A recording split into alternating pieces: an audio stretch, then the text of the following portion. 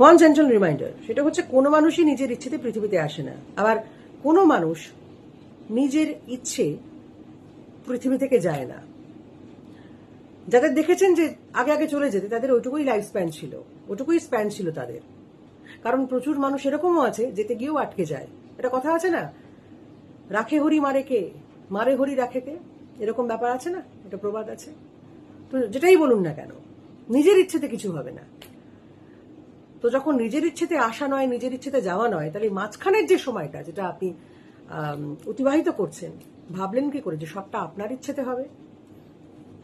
না তো, না, কিছু কিছু আপনার ইচ্ছেতে হতে পারে, সব একেবারে আপনার পরিকল্পনা মতো হবে, এটা হয় না, কোনো মানুষেরই হয় না। তাই জন্যই আপস অ্যান্ড ডাউনস, তাই জন্যই ধাক্কা খেয়ে শিক্ষা, যাই বলুন, এক্সপিরিয়েন্স, সবটাই। তো কোনোটাই নিজের ইচ্ছেতে নয়।